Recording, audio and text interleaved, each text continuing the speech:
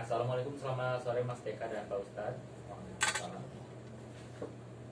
Apakah di luar sana masih ada orang yang berkurban unta, Pak? Kemudian unta itu cukup untuk berapa orang kalau dikurbankan? Lalu kondisi hewan seperti apakah yang bagus untuk dijadikan hewan kurban? Terima kasih Pak. Wassalamualaikum warahmatullahi wabarakatuh. Waalaikumsalam.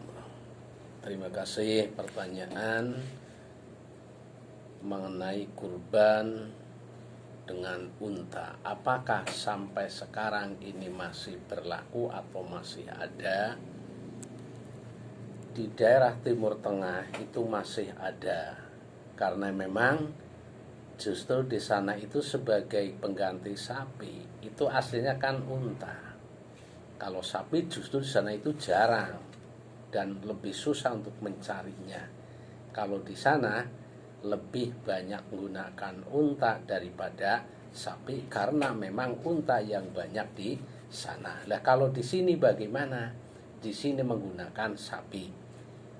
Karena kalau di sini kurban menggunakan unta, malah jadi masalah, bisa ditangkap polisi. Nanti dikira dari kebun binatang. Adapun utamanya kurban dengan sapi dibanding dengan unta itu lebih utama dengan unta. Karena unta itu ternyata lebih besar dan lebih banyak dagingnya daripada sapi. Harganya pun lebih mahal.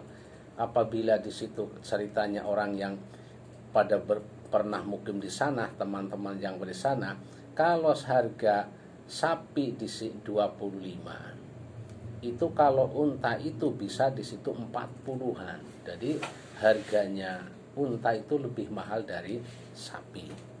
Ya karena itu lebih gedenya, itu lebih banyaknya dagingnya. Dan juga daging unta pun itu lebih baik daripada sapi, kan daging unta itu lebih kering, kadar airnya itu lebih sedikit. Ya pantas karena di sana kan darahnya kering.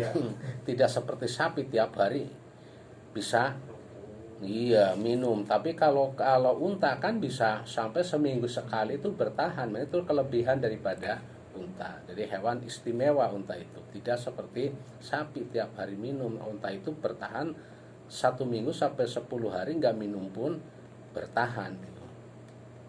Itu ada mungkin di Timur Tengah itu masih banyak. Tapi kalau di Indonesia itu bahkan ya tidak ada. Bukan tidak adanya itu tidak sah, secara hukum sah, namun untuk mendapatkan unta itu hal yang sulit. Seandai kata bisa kurban dengan unta sampai mungkin Cilacap itu harganya satu pun yang mungkin di sana cukup 40 juta sampai sini mungkin ratusan juta. Jadi kan lebih susah. Jadi maka di sini dengan sapi, dan itu cukup untuk 7 orang.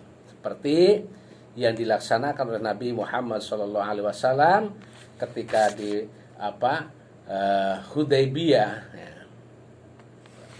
Nabi itu pernah berkurban. Ya. Nabi itu pernah berkurban dengan seekor unta untuk 7 orang. Terus pertanyaan yang kedua, binatang yang baik untuk dikurbankan yaitu binatang di sini yang sehat. Jangan sampai binatang yang dikurbankan termasuk di situ yang maktungal uduni, yang kupingnya putus, atau dzanbi, atau yang ekornya putus.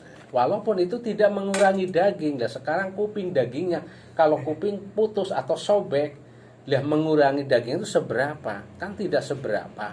Atau buntutnya, atau di sini yang pincang.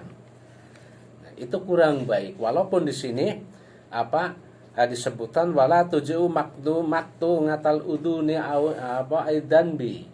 Tidak cukup binatang yang terpotong, yang putus kupingnya digunakan untuk kurban, dan juga di situ yang putus ekornya. Nah, itu tidak sah. Karena apa? Walaupun tidak mengurangi daging, tapi itu mengurangi terhadap kegagahan seekor binatang. Gagah kayak apapun kalau nggak ada kupingnya gagah kurang sempurna. Segagah apapun kok nggak ada ekornya, Karena putus, nah, ya kurang gagah. Yang dimaksud di sini adalah hendaklah di situ yang hewannya yang sehat, yang sempurna, syukur lagi besar dan gemuk. Semakin tinggi harga dari binatang tersebut, itu akan semakin baik. Karena mengingat sejarah adanya kurban, Nabi Ibrahim alaihissalam diperintahkan oleh Allah itu untuk mengorbankan atau menyembelih anak yang menjadi kesayangannya. Itu anak satu-satunya. Inni ra'aitu fil manami adbahuka, kata Ibrahim, dalam mimpiku aku diperintahkan oleh Allah untuk menyembelihmu wahai Ismail. Lalu apa pendapatmu? Kata Nabi Ismail, lakukan apa yang diperintahkan Allah, niscaya aku akan sabar, akan patuh. Nah, ini tuntutan kurban itu untuk mengorbankan harta yang menjadi kesayangan. Nah, di zaman Nabi yang namanya binatang, unta, kambing ini merupakan harta kebanggaan di zaman dulu. Nah, mungkin kalau sekarang harta kebanggaan bukan lagi itu, sekarang mobil mewah, ya, rumah bertingkat, uang banyak dan lain sebagainya, itu merahan. Dan di sini hanya sebagian kecil kita ambil untuk dikorbankan, mendekatkan diri kepada Allah Subhanahu wa taala. Maka hendaklah hanya sebagian kecil kita belikan kambing yang pantas untuk kurban sebagaimana orang yang kurban. Mungkin kalau penghasilan di atas 10 juta, kurban seharga 3 juta pantas. Tapi kalau penghasilan hanya di situ sebulan 2 juta, kurbannya di situ kambing seharga 1,5 juta atau 2 juta kan pantas. Jadi relatif pantas itu. Jadi namun intinya lebih baik, lebih nilainya lebih tinggi, itu akan lebih baik untuk mendekatkan diri kepada Allah Subhanahu wa taala. Mungkin itu jawaban. Jadi binatang yang untuk kurban yang lebih baik, pokoknya yang mungkin lebih gemuk, lebih gede, lebih mahal. Karena kan yang istilah orang Jawa, regang gawa rupa, ya, kayak gitu. Dan untuk selanjutnya di sini kurban, bagi seorang yang kurban itu ada 2 macam. Satu, kurban tersebut kurban sunnah, yang kedua kurban wajib. Pada dasarnya hukum kurban itu sunnah, tapi kalau sudah nazar maka hukumnya kurban wajib. Bagi yang kurban sunnah, maka disunatkan baginya itu untuk ikut memakan daging binatang kurban tersebut, walaupun hanya satu, istilah itu ya sedikit lah gitu. Dan diperbolehkan sampai 1/3. Seandainya kata biakal kurban kambing ditimbang dagingnya sampai 9 kilo, berarti boleh ambil 1/3-nya. 3 kilo boleh untuk dirinya, untuk keluarganya. Ya toh kayak apapun seandainya seseorang kurban, tentunya keluarganya kan mengharapkan, ingin ikut, pati-pati keluarganya kurban kok nggak ambil. Ini sunnah. Tapi seandainya kata tidak mengambil, hanya mengambil kita ambil masak mungkin 1/2 kilo karena untuk tabarukan, untuk biar mendapatkan berkah dari binatang yang dikurbankan, ngambil sedikit, istilahnya ngongicipi, itu untuk mendapatkan berkah dari binatang yang dikurbankan juga boleh. Tapi soalnya tidak mengambil sama sekali ya juga boleh, tapi sunatnya tetap ikut memakan daging kurban tersebut.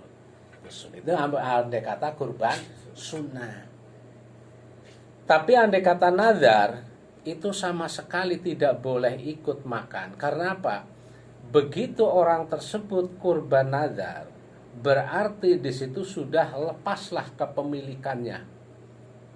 Makanya baik yang kurban, keluarganya yang kurban itu tidak boleh ikut makan daging binatang kurban tersebut.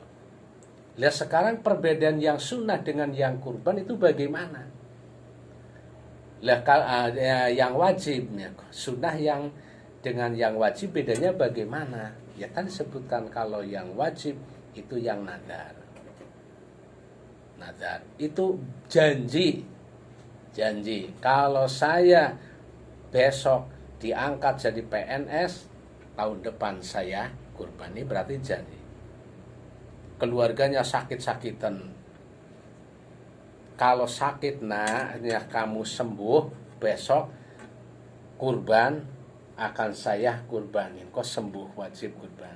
Lihat yang menjadi permasalahan sekarang ini, banyak orang yang jauh sebelumnya itu sudah diketahui bahwa mau kurban dengan seperti iuran kurban sapi, kan jauh sebelumnya. Karena apa? Ya memang dibutuhkan. Sebelum kita membeli, kita ditanya siapa saja yang mau ikut, daftari siapa yang mau ikut korban.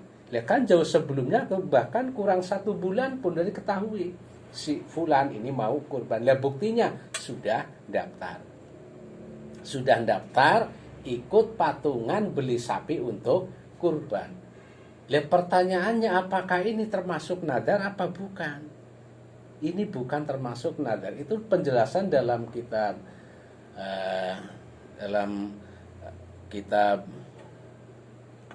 Buhyatul Mustarsyidin dicontohkan, hadhihi udhiyatun, binatang ini akan kujadikan kurban, hadhihi udhiyatun sunnatan.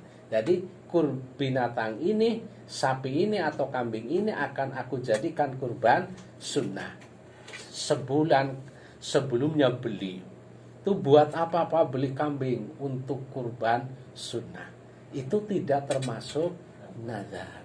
Itu dalam kitab Buhyatul Mustarsyidin. Kalau kan dikume pokoknya niat sunnah, dia jatuhnya niat. Gitu. Jadi itu tidak termasuk yang nadar. Jadi nadar kurban ada 2 macam. Satu, kurban sunnah yang sebagaimana biasa dilaksanakan oleh masyarakat, oleh umat muslim. Yang kedua yaitu kurban nadar yang dikarenakan ada janji. Dikarenakan ada janji, maka hukum kurban tersebut hukumnya itu wajib dilaksanakan. Mungkin itu yang dapat saya sampaikan. Kurang lebihnya mohon maaf. Wallahul muwaffiq ila aqwamit thoriq. Wassalamualaikum warahmatullahi wabarakatuh.